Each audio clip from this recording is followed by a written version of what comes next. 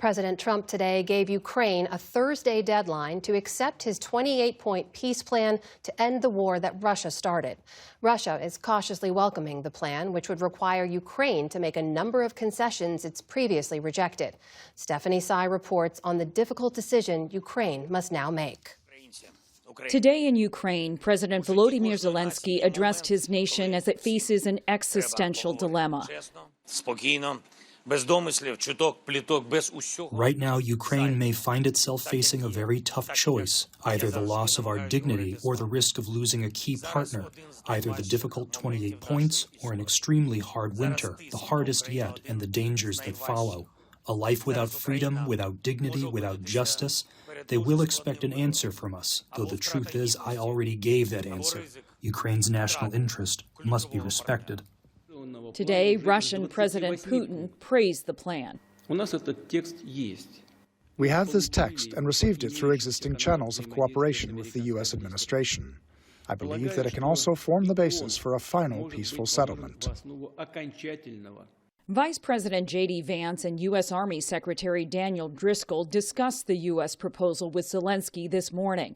President Trump wants it signed by Thanksgiving. I've had a lot of deadlines, but if things are working well, you tend to extend the deadlines. But Thursday is, we think, an appropriate time. Later in the day, President Trump had this to say. Well, he'll have to like it, and if he doesn't like it, then, they should just keep fighting, I guess, Adding even more pressure, PBS NewsHour has learned from senior European and U.S. officials that the U.S. is threatening to cut off the program that sells weapons to Ukraine and cease intelligence sharing if Ukraine rejects the administration's proposal.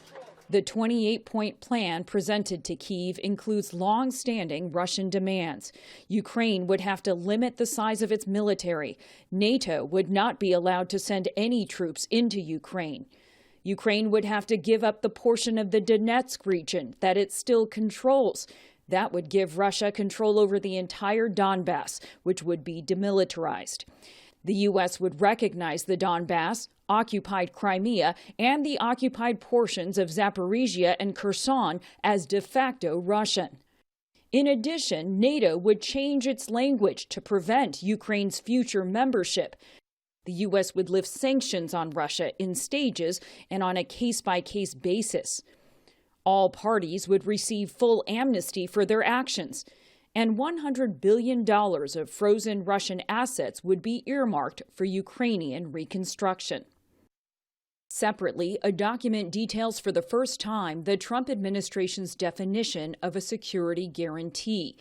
The text, confirmed by a senior American and European official, states that, quote, the United States affirms that a significant, deliberate, and sustained armed attack by the Russian Federation across the agreed armistice line into Ukrainian territory shall be regarded as an attack threatening the peace and security of the transatlantic community and may lead to an armed response.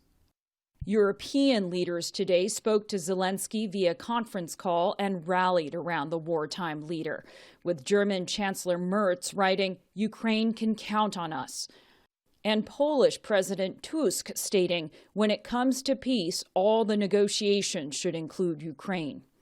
British Prime Minister Keir Starmer also weighed in. But we have to work from where we are to the just and lasting peace. I know that's what President Trump wants. And he's been working to that end. But we must reiterate the principle that matters about Ukraine must be determined by Ukraine. The Europeans are working with Ukraine to come up with a revised plan. For the PBS NewsHour, I'm Stephanie Tsai. For more on this, we turn now to Richard Haass. He spent decades serving Republican administrations in the state and defense departments and on the national security staff. He's now president emeritus at the Council on Foreign Relations and author of the Substack, Home and Away. Richard, welcome back. Thanks for joining us. Thanks for having me. So before we dive more deeply into this plan, let me just ask you about President Trump's demand here that Ukraine accept this plan by next Thursday or risk losing weapons sales and intelligence sharing. Does a deadline ultimatum like that help move closer to a deal? It actually works against it because it raises questions about whether the United States is really on Ukraine's side. Let me give you a parallel. Imagine if President Trump had gone to Israeli Prime Minister Netanyahu and said, look, you've got a week to accept the Palestinian state.